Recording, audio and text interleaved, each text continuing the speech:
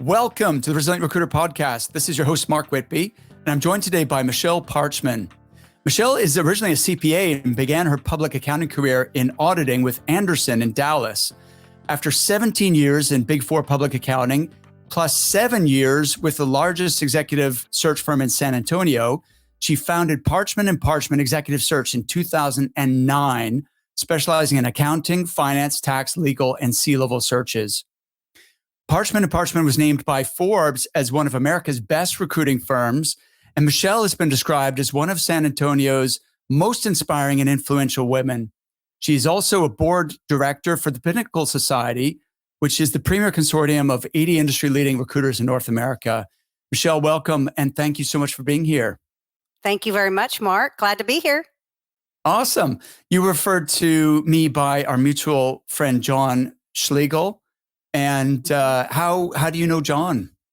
John and I are members of the Pinnacle Society, and I joined prior to his introduction to the society. And I think at the very first happy hour, we were sitting at a bar in the airport, and we were both watching the OU football game. And we discovered that we were both from Oklahoma, both small towns, and we loved Boomer Sooner football. And that's very rare to find somebody that likes an OU football team. So that's our connection.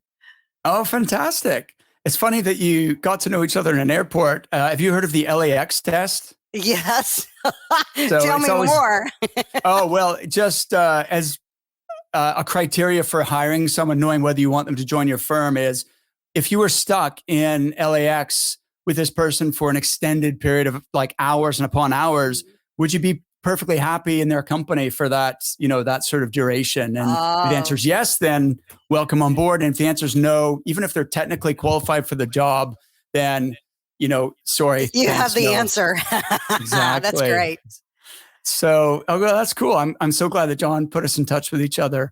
And tell me about your transition from accounting to executive search. Why did you decide that this was the business for you? Well, that is interesting. One thing that you probably didn't know, Mark, is the last probably 4 years of my career in public accounting, I had transitioned to a business development position outside of being a CPA. I still have my CPA license, and I did then. And I did that because at the time we had 3 young children and the hours were just terribly long in public accounting. And so I had gotten at least a taste of, client service and business development and outside of just pure numbers. And so when Enron went down and Andersen was the auditor, and most people know that that's why Arthur Andersen was indicted by the DOJ. And I guess we lost 88,000 employees in 354 countries in the year 2002. So we all lost our jobs that year. I was obviously going to make a transition. And so I was going to stay in public accounting. And I had 2 offers, and a wonderful woman that was on a board with me at the Junior League of San Antonio was listening to my offers, and she was a recruiter. And so she learned everything that was important to me and how I was going to make this decision. And she owned an executive search firm in town. And so she said, let's go to breakfast tomorrow morning. And we did. And she said, I'd like to throw out a third offer. And she said, why don't you come to my firm and build an accounting, tax, and legal function, because we don't have that. They didn't do that type of recruiting. And ultimately, I made the decision because it was more of an 8-to-5 job. Honestly, it was like 6 miles from our elementary school. And it just seemed to me like the right time in my career to pivot and do something very different. Wow, that's so cool. I'm glad that you shared that with me. And coincidentally, I've got 3 kids as well. And it is busy. And so one of the things I'd love to talk to you later about is balance. Because you shared with me offline that you're a master in a balanced life. I want to know more about what that means. But so you pivoted from accounting to public accounting to executive search. And how did things go from there? Well, I would say probably the first 90 days. Now, think about this is 2002, 2003 timeframe, and I had no experience in recruiting. And so I would say my first 90 to 120 days, I thought I had made the biggest mistake in my entire life. They literally wanted me to open up a yellow pages, white pages, and just start calling companies and trying to introduce myself as an accounting recruiter. And I didn't know any of the terminology. As a matter of fact, the reason I'm in Pinnacle is because 3 weeks into becoming a recruiter, the National Association of our personnel consultants annual conference was in San Antonio, and I went, and they were using all these terminologies like JOs for job orders and SOs for send outs. And I left there thinking, this makes no sense. It's not a job order, it's a job. And it's not a send out, it's an interview. And I'm thinking, I'm going to change all the terminology. So I didn't like anything about the position in the beginning.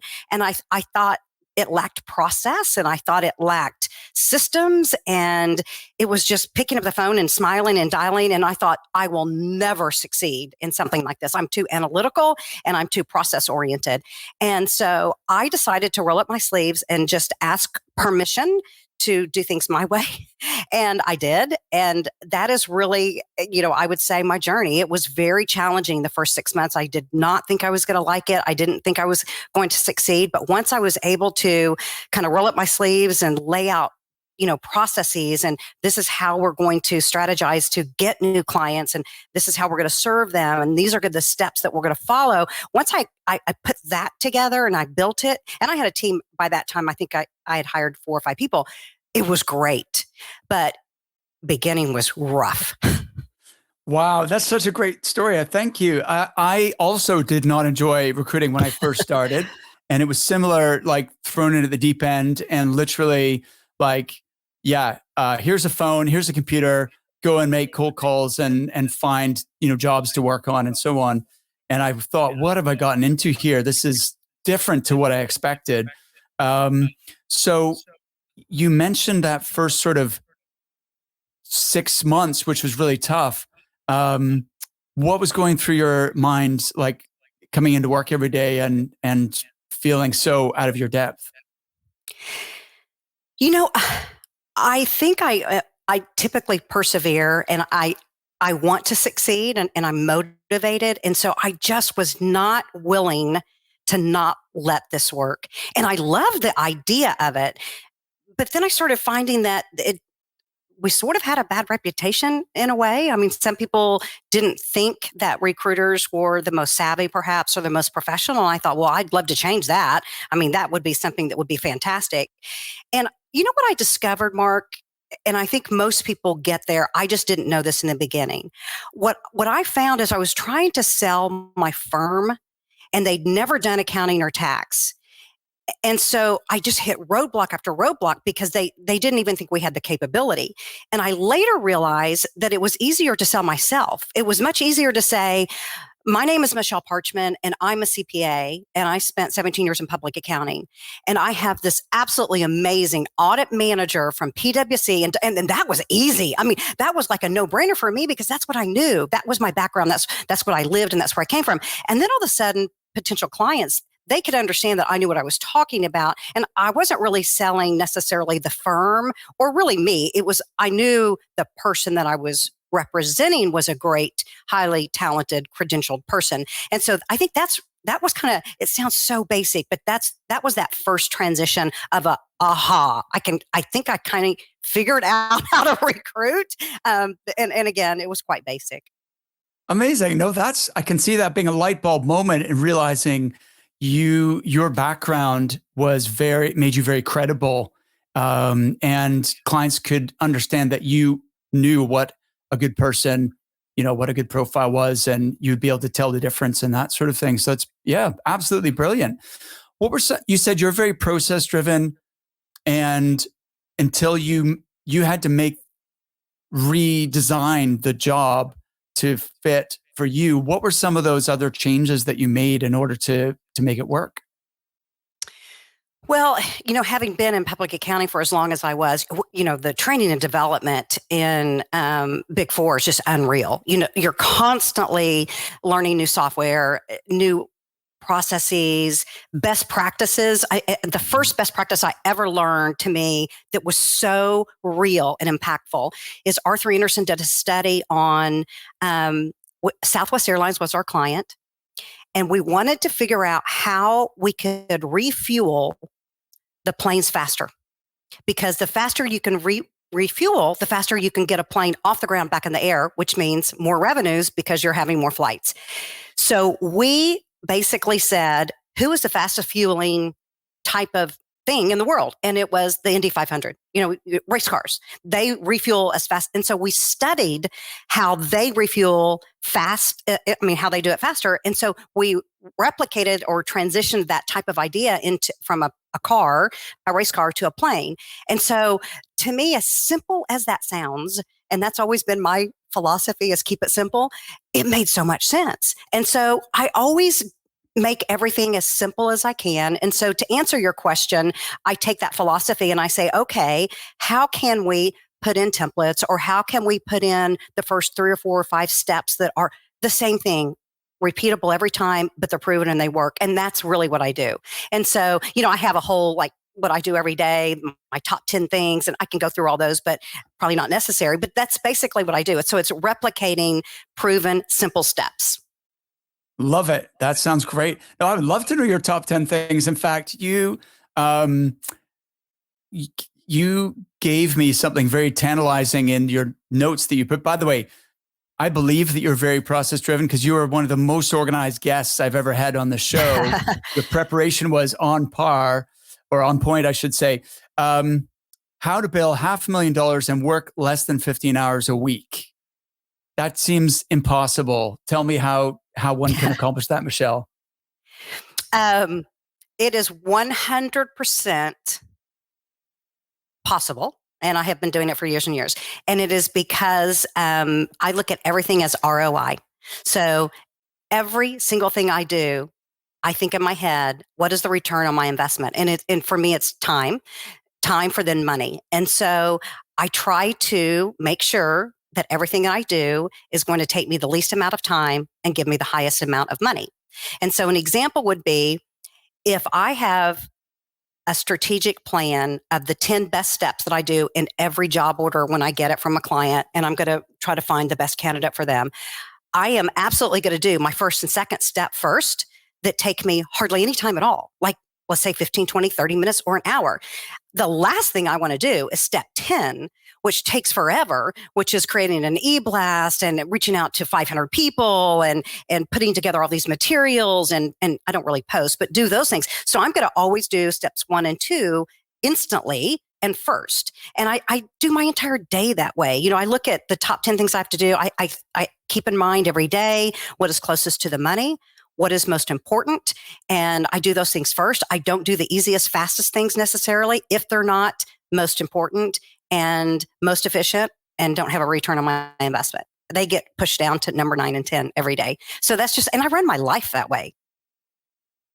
Amazing. Tell me more about this. So, the concept of thinking about the ROI, not just for money, but for your time is absolutely makes total sense.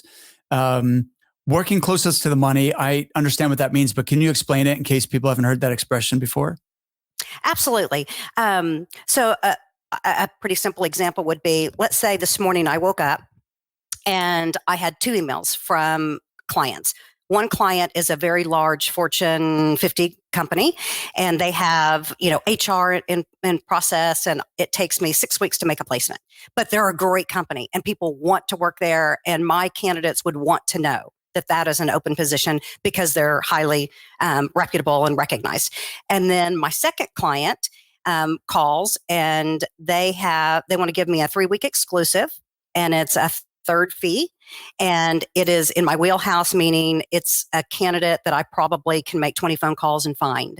So in that situation, I would invest all of my 2 hours that particular day, if I'm working on that exclusive that's for 3 weeks, that's in my wheelhouse. So that would be a return on my investment, because I can probably make that placement in a week or 2. Whereas the other Fortune 50 company, which is great, and I want to work that search and I want to share with my network that I'm working that search, but the chances of me placing that or placing that in 6 weeks is much lower. So again, it's all about analysis of fastest and closest to the money.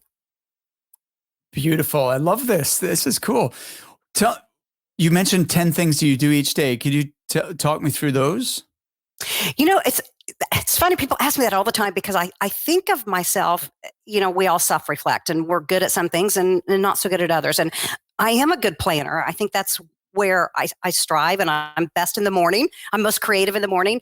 And so, I would have to say, Mark, it's not necessarily the exact same 10 things every day. But what it is coming up with what 10 things are most important for me to do today. And then what I try to do within those 10, because if I'm only going to work 2 or 3 hours that day, I may not be able to do all 10. But by golly, I will make sure I do the most important 5 things first. And again, it gets back to return on my investment, and it gets back to, because I have such limited time, I can't waste time. I mean, there is no opportunity for me to waste time. It's the same when I work out or I exercise. I don't have time to go spend 4 hours and play golf, even though I would love to do that. I'm going to go to a HIIT class and do high intensity in 30 minutes because I'm going to get the best bang for my buck. Now, am I sometimes going to go enjoy golf and spend 5 hours on a Saturday? Yes. But again, I just look at everything analytically and efficiency. And my nickname, Mark, I should share with you, when I was at Arthur Andersen, ASAP, the acronym ASAP. Well, they called me ASP, ASAP for short, because I wanted everything to be done as soon as possible. That was just I have a high energy, and it was just a funny little nickname that they gave to me. Fantastic. So I'm just trying to understand, by the way, why are you only working 2 or 3 hours a day? Because I want to. Okay. Fair enough.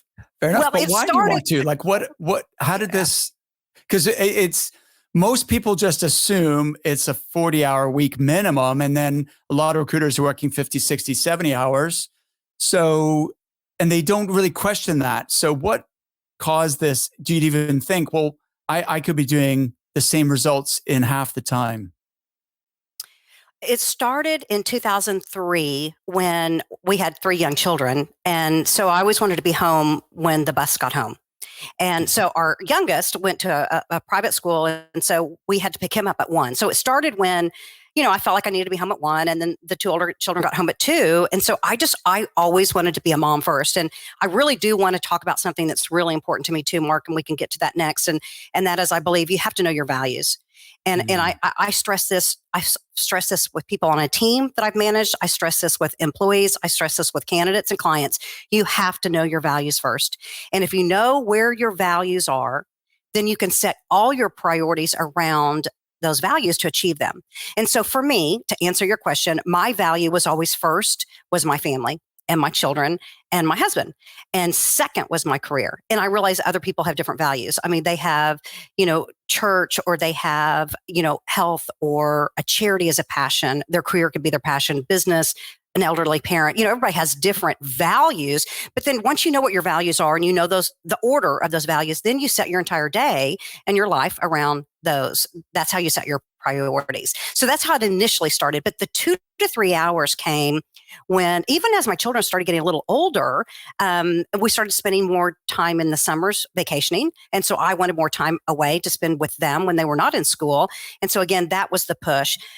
But what I have found is that there are people, and there are recruiters that I know very well, that are wildly successful.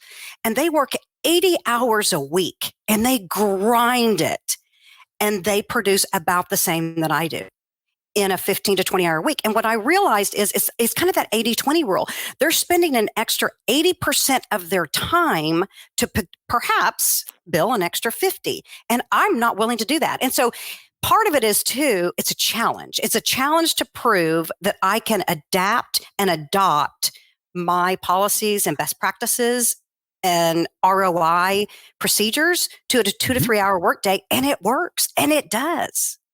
But everybody is successful in different ways. It's incredible. I love this philosophy, and it's quite revolutionary. Like, I'm blown away, Michelle, by what you're sharing. I did a poll on LinkedIn recently to find out what fee percentage recruiters charge, and it confirmed what I'd learned from speaking with so many recruiters every day.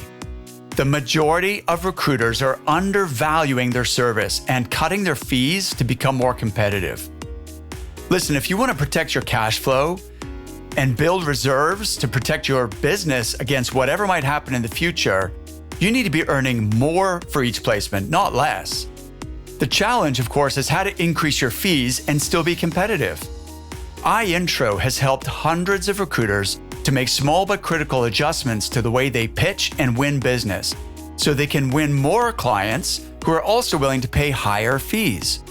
For example, one of their clients typically earned £5,000 per placement, but just a few weeks after working with iIntro, she won a new piece of business on a retainer. So in other words, she got a deposit, and her fee was an incredible £20,000, 4 times her average. If you'd like to see how iIntro can help you to grow your recruitment business and increase your average fees, just go to recruitmentcoach.com/retained and book a free consultation. There's no obligation, and if you mention that you're a listener of the Resilient Recruiter podcast, iIntro have pledged to offer you a 25% discount off any of their services. Just go to recruitmentcoach.com/retained to get started. You've taken this thinking of being more efficient and prioritizing effectively, and you've taken it to another level. Have you heard of Parkinson's law? The work expands to, fill the time that you have available. Yes. I think I'm guilty of that. However long I have, that's how long the job ends up taking. So I'm inspired. I'm going to be starting to adopt some of your ideas here myself. So coming back to the planning then, does this happen the night before? Does this happen like first thing? When do you do your planning and prioritization? Well, you will love this because this probably sounds diabolically different from everything that I've said. My brain never shuts off. So from a creative perspective, which to me is part of my planning, it never stops. And I know that there are a lot of wonderful recommendations on, you plan at the end of your day, right before you leave work, maybe from 4 to 5, or you plan first thing in the morning, or you plan whenever it's best for you. Or I never stop planning. It can be 4 a.m. and I will send myself a text to remind if I think of something really creative. It can be 8:00 at night and I'm at dinner or happy hour and I think, oh my goodness, I need to call Mark. I will send so my planning never stops, but it's because my brain never stops actively thinking about ideas. I'm just an idea generator, and that means nothing if you don't execute on it. And so if I don't write it down, I'm a to-do person. So if it's not written down, it probably won't happen. And that's basically the way I plan. Love it. Okay, that's cool. So physically, I'm getting really nitty gritty here because I so much want to learn from you, Michelle. What form does your to-do list take? Is it electronic? Is it pad and paper? Or do you have a planning, like one of those hardbound planners? What do you use to capture those ideas and then prioritize them? I have an old-fashioned leather-bound book that has, children. How old are your children, Mark? They are 17, 13, and 11. Okay, so maybe your 11-year-old wouldn't do it anymore. But in the olden days, we had like 3-ring paper, and it was like college ruled paper. Okay, so my leather-bound book still uses college ruled paper, and I love it because I can write a whole lot on one page before I flip to the next page, and I write small. So it is not electronic. I still handwrite all my to-dos. My children think I'm so old-fashioned, but it works for me. Absolutely. Fair enough. That sounds great. So then talk me through your thought process then. You've got a list of lots of things you could do. I need to call Mark. I need to do this. I need to do that. And then you probably have more than 10 things though, right? So how do you distill it down to the most important things that you need to accomplish that day? People ask me that a lot. And to me, it is so easy. That is the easiest thing to do every day is if you look at your list, and I can look at it 10 times. I know I can pick out of those 10 things, which number 2, number 4, or number 8, what has to get done right now. To me, it's just so easy. It's like, how do you prioritize? How do you know which things are most important? Well, you do. And yes, you're going to get interrupted, and your son may call you and say, Mom, I just got a speeding ticket, or I need to do this, or how do I do that? And yes, that takes you away, and that becomes the most important thing. But to me, it's a matter of sense. It's very basic. Fair enough. Well, you've told me 2 guiding principles. One is your values. So that's going to have an influence. And then the other is where you're going to get the best ROI, return on effort. And so if you're using those as your filter, then that can help you to shuffle and prioritize those things.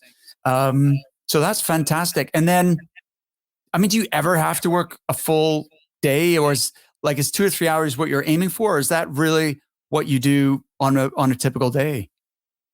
So a typical day for me is I start early, Mhm. and I'm best from about 7 in the morning until about 9. And that's when I accomplish most that I'm going to get done during the entire day. And then I have gym buddies. And so I have these workout groups, and we go every single day, Monday through Friday, 9:30 to 11-ish. And then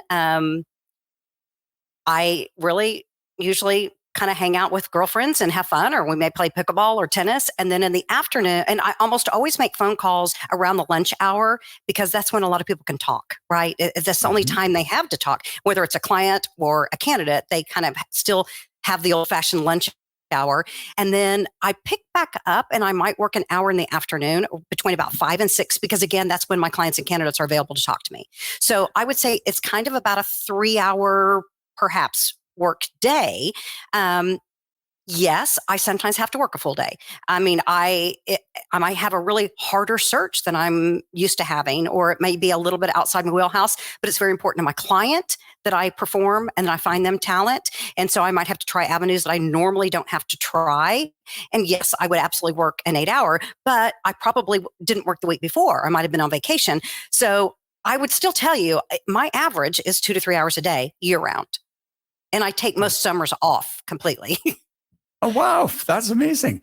So then what happens during the summers if you have, clients who have requirements and they're like, hey, Michelle, can you fill this job for us?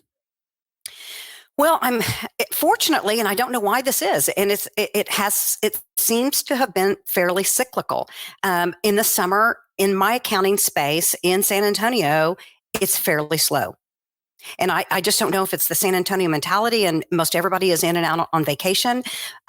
Yes, I mean, I have positions right now that I'm working on. I don't have a lot of positions in the summer, but I will work a little bit, but it's really not a lot. Awesome. Have you got a support team either in San Antonio or even offshore? Do you have other people you can delegate things to? I have not gone that route. And part of it is I don't want to have to manage anyone. And I mean that literally, like in any way, not even an admin. I don't want to have to manage, because I don't want to keep somebody else busy, like another recruiter. So, I'm just a solopreneur, and it seems to have always worked that way. And, I have to tell you, Mark, I admire in Pinnacle Society, for example, we have just the most, it's just a powerhouse of recruiters sitting around a table, 80 people. And I listen to some of these high producers. They have every software tool that is available to mankind. They do robocalling, and they download every single contact piece of information. And I mean, it just blows me away. And they have the applicant tracking systems, and, they have teams of 20. And I just don't. I mean, I don't even have an applicant tracking system. I still use Outlook for my contacts. I still save resumes in my, Word and PDF folder on my computer. I know it sounds so old fashioned, but I think the most important thing to take away is, yes, it may seem old school, but it works. And I modify, I change things. I do upgrade. But at the end of the day, and I think I might have put these in my notes, I believe that my network is my bank account. And I spent 17 years at Arthur Andersen. And when we all left, we all lost our jobs. We were all displaced. Everybody had to go somewhere. And they have all become my clients and my candidates. Probably 80% of my network for many, many, many, many years has been CPAs that are CEOs, that are CFOs, that have taken companies public, that now run, some of the biggest, Fortune 100 companies. And they are highly ethical. They're credentialed, and they all also had best practices, having been grown up at Arthur Andersen. And so I feel like that's why when somebody refers a candidate to me, they're good, because they're coming from somebody that's great. Great people know great people. I've definitely found that to be the case, and like meeting you is an example. John was awesome. He referred you. It's definitely true. So tell me more about your network being your bank account. Can you elaborate on that? I'd be happy to. I, I, I just feel blessed in the sense that I know really smart people, and ethics are very important to me. And I feel like CPAs alone, I put that in a category because, you do have to be certified. You do have to be educated. You have to keep up with training and have 120 hours of educational training with the latest regulations and things. Every 3 years you have to have 120 hours. And just in general, CFOs, which is the space that I place in, are structured and they follow policy and they follow procedures and they're ethical. And I think because those type of people are my network. I just feel that when they refer candidates to me or they're a client of mine, they make me proud because I know that person is credentialed and they're coming with a thumbs up from somebody that I really trust. So that's when I refer to them being my bank account, is because they're so trusted and they're known and they're the eyes are on them. It's not just like it's any person at a company. I mean, these are people that are being evaluated by the government and regulatory bodies and things like that. And so that's why I think my network is so strong. Amazing. So when you talk about your network, because most recruiters, I think their network would be their database, their ATS or their LinkedIn network, but you're not using an ATS. So when you talk about your network, are these just people personally through your relationships you developed over time, or how do you define or quantify that network? Exactly. So you're right. I don't use LinkedIn as a network. I mean, I post things, and that's really more for just getting the word out there. It's not because I'm expecting to get somebody, connecting with me on LinkedIn. It's people, it's real relationships. I am a relationship builder, period. I mean, that is my motto, and anything and everything I do, it's about building a relationship, and it has to be trusted, and we have to be partners, and we have to be open and transparent in all of our communication. And so my network, it's people that I do know. And again, I get introduced to new people. So my network is constantly expanding, which is fantastic. But yes, it's people. It's not a thing or a database or that. But then how do you track all of these people that just with the contacts and Outlook? It works. It works beautifully. Okay. Well, and then also, I don't. Well, I'm gonna make this really easy for you to understand. All right. Let's say you and I get connected, which we did, and the best way that I ever think I'll remember your name. Let's say you have the craziest last name that I can't even spell. If I write in my Outlook contact, John Schlegel introduced me to him, and then maybe, Resilient Recruiter or something, or Podcast 2021, I just put in those few things. I promise you, Mark, 7 years from now, I can find you just by going into my phone and saying Schlegel. I mean, you're going to pop up just by saying, and so I just put in little, notes like that. And that's all it takes for me to always be able to go back to that person to find them. And so again, I told you, I keep it simple. It doesn't get any simpler than my life. Amazing. I'm buying into this for sure. So coming back to the heading of how to build $500,000 and work less than 15 hours a week, are there any other, before we move on to balance and things like that, like any other advice or strategies in connection with being super efficient? I'll probably just recap in saying, once you figure out, you streamline things and you know how something is a best practice, just making sure you replicate that. I'm efficient in everything I do. I would never recreate something. I mean, once I do it once, if it's solid, I'm going to keep doing it every single time. I'm very good with follow-up, very good. I'm very thorough. I'm very detail oriented. And I know some recruiters aren't necessarily detail oriented or aren't as analytical as I am. And it seems maybe a little bit out of score because, we're kind of salespeople in many ways and relationship people. But I think that has set me apart in some ways is that detail orientation and just following, constant best practices. And I revise them all the time. So I self-reflect and I certainly make errors and I do things that are not the best. And I'll be the first one to say, I'll never do it that way again. And what is a better way to do it? And so I guess that would probably be it, that in a summary. Michelle, my colleague, Leanne Sarah Jones-Hunt, is going to love this episode. She is like, you guys are peas in a pod. I hired her because you're like what you're describing. I love intellectually. It's so different to me and the way I work. I would aspire to be more like you, but Leanne is, what you guys would be singing from the same hymn sheet for sure. Well, you're going to have to connect us. I'd love to talk to her. I will. Okay. Definitely. So best practices, what's your definition of a best practice? Like, and do you document these or how do you, or is it just something you keep in mind? No, they're very well documented. So an example would be, and this is different. Some people I actually have had so much resistance in doing this when I manage teams, but because I am detailed, an example, I will take a resume and when I vet, I think as hard as the client, and probably 80% of people might not even get past me because I'm so detailed in the way that I vet. I look for red flags. And if there's any concern at all, I'm not moving forward. I mean, I'm not taking on risk. And that's why I've never had somebody that hasn't worked out in 17 years, because I am going to make sure that this person is 100%, who they are and high character.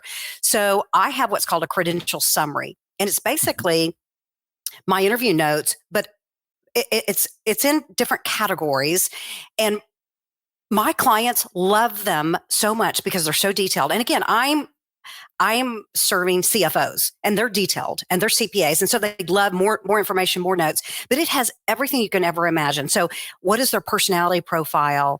Their comp package in detail. I mean, this is their base. This is their bonus. This is their 401k. This is their equity. This is their next raise. This is what they're looking for. This is what's important. And then one of the most important questions I think I ask every single person, and I ask of myself all the time, is what is really most important to you? Most important to you in a job, a company, a client, in your life, in your family. And my clients love that section because then they know, is it going to be aligned with what they're looking for or aligned with their company mission? But what is most important to you? And it changes in life. I mean, if you ask me, Mark, what was most important to me in 2002, it's different, not entirely, but it's different than what's most important to me in 2021. And that question, it's so fascinating too. When I interview a candidate, 10 years ago, and I ask them that question, and then 10 years later, their position's getting eliminated or they're looking for a new role, and I go back and say, what's most important to you now? It's wonderful to do a comparison based on life events and other things that have changed. But so my credential summary is very, very detailed. My clients love it. The first thing they'll ask for is, I got the resume, but where's the credential summary? But normally I send them together. But that is an example of a best practice. My clients love it. HR never even looks at it. I mean, it's just like way too much information for them. Plus, HR thinks that's their job, and it's also my point of view. I'm the one that's interviewing them and creating the summary, and HR wants to do their own thing, which I highly recognize and respect.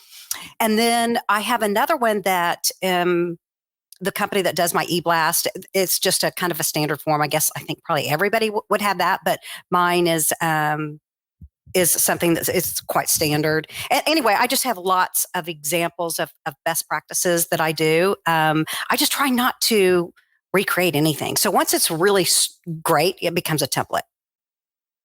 Brilliant. Love it.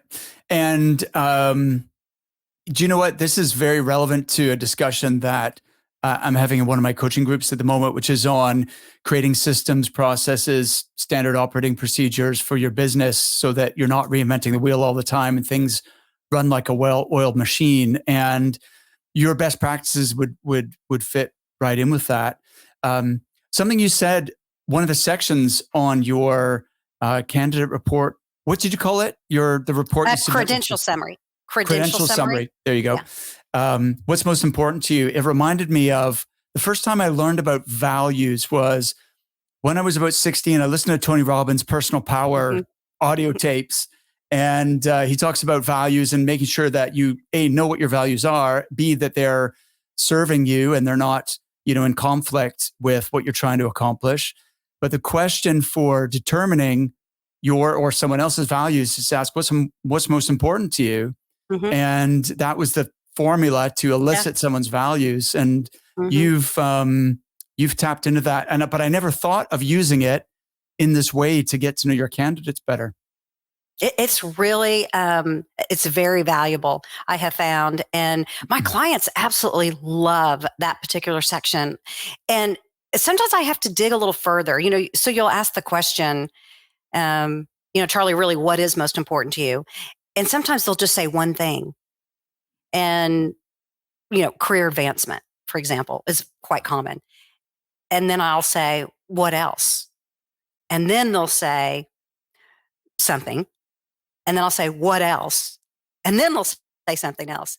And then they'll say, well, you know what? The most important thing is, and it blows me away because I'm thinking, so the most important three things they just said were not the most important. It takes kind of a conversation to get you Right. there to then find out that location's the most important thing. And you're like, holy moly, you're kidding me. Location's the most important. Where you work is the most important. So again, it gets back to just asking, basic questions. That's a beautiful little nugget there, which is subtle but so important, is never accept someone's first answer. Keep digging. And by asking what else and what else and what Mm-hmm. else, you're just uncovering so much more information. The other follow-up, though, is someone might say career advancement. But what does career advancement mean to them? That might be something Mm-hmm. totally different to what career advancement means to someone else. So sometimes you need Mm-hmm. to follow up and just get their definition of what would represent, a really exciting career advancement for them. Right. So great. Let's talk about, you mentioned something to me. I am a master in a balanced life. What do you mean by that? That's probably a bold statement. But I say that, Mark, because I really feel like I have been successful working 2 to 3 hours a day and spending more time on family, vacation, health, and exercise than I do working. And I think it all goes back to, we are in control of what's most important to us and what our values are. We really are. We are in control of that for the most part. And I wanted to share an example with you. When I was in public accounting, I would have women, mostly working moms, come to me all the time. And they would be in tears and they would be saying, Michelle, I get up at 4:30 in the morning and I get interrupted even trying to, work out. And then I'm making, breakfast for my children and they're screaming on the way to work. And then I'm running out of gas and I'm late to my first meeting. And then I have this and then I have that. And then I get called out. And then I get home and, I'm getting my kids in bed and I'm falling asleep and I'm back online and I'm emailing clients and they're complaining basically about they're working 16 hours a day and they're not seeing their family. And so then I would say to them, okay, well, you're on the top engagement at the firm. Like it's the most prestigious client in the world. And the reason you're moving and working these hours is because they're doing M&A and you have to follow that. And that might be in London. And so I said, what is most important to you? And they will say, oh, my children, I'm missing my children. I don't get to see their soccer games. I'm not, getting to put them in bed. And I said, okay, well, so we're going to have to we're going to have to change some things. So you might have to go on to a mid-market client in San Antonio. You're not going to be on the top client. Well, then what would ultimately happen, and this is just one example, they would come back to me and say, I'm not giving up X client because that's their worth and that's where they're learning and that's their career and that's their footprint on their resume. And so we would all come back to, okay, what is most important? Is it most important that you're working these hours and you're on this client? Or is it most important that you're a mom and your kids are first? And it's their decision and they get to decide those things. And so it all, again, comes back to the balance. Where do you want the balance? You really are in control of that. Now, the other person might say, I'm willing to get off that prestigious client for 2 or 3 years because it really is more important for me to be home and tuck my kids in bed. But those are just two examples that it really does get down to, if you want to be the master of balance, you have to be also willing to make those hard and tough decisions that then allow you to create the right balance that you really want. And so it gets back to, what do you really want? Absolutely. That's brilliant. I love that, Michelle, because I heard once, and I think this is accurate. You can have anything you want in life, but you can't have everything you want. Mm-hmm. So at least not at the same time, right? Because going after one thing precludes you automatically from going after something else that's over here, right? You have to make those decisions that take you towards that thing that's most important to you, and maybe means that you let go of other things which are less important. So that is amazing. Was this a process? Like, how did you transition from working, say, a normal, like when you're a CPA and you're working, long hours, especially in busy season, or maybe even starting a new job as a recruiter and you're learning the ropes? At what point did you make this transition, and how long did it take for you to sort of reorganize yourself to work fewer hours? That is a great question, Mark. I look back when I started in public accounting, I was single. I worked 800 hours of overtime my first 1 or 2 years. It was insane, the number of hours I worked, but I could. I mean, I didn't have any other responsibilities. I was not married again, didn't have children. And then when we moved to San Antonio and then we started a family, those hours got a lot harder to do. And so by the time we had our third baby, it was like, okay, our priority shifted. As I said before, what becomes most important to you changes in time. And so it was literally a decision that my family is more important than anything else. And that moves to number one. And when that happened, work moved to number two. And it was a decision that I had to be home at 1:00 every day. That was the deal. Either I was going to stay working for that recruiting firm and they were going to allow that, or I was going to go out on my own. And so they allowed me to do that. So it was kind of just a draw a line in the sand. And so then your question is, okay, how did you then make that transition? It's just driving that efficiency, and it's driving that ROI, return on effort. I mean, it is constant in my brain. I mean, if I have 3 calls to make, I'm going to make the one that is the most critical first before I make number 2 and 3. It's just the way my brain functions.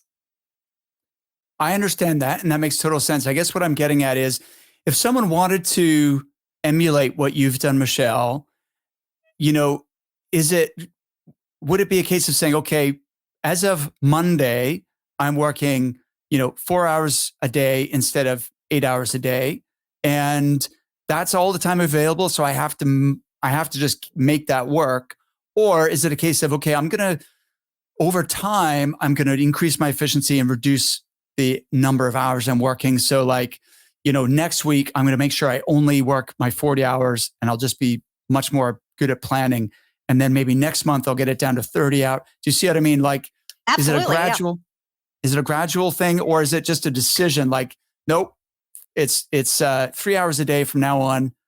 That's it. I'll answer it this way. For me, it was draw a line in the sand saying, I'm going to stop working at 1:00 every day. So and I did that, and I did it successfully. I'm not saying it was the easiest transition, but yes, I did it. I have absolutely witnessed in Pinnacle, and I've taught some of what I do, my efficiencies and working less hours.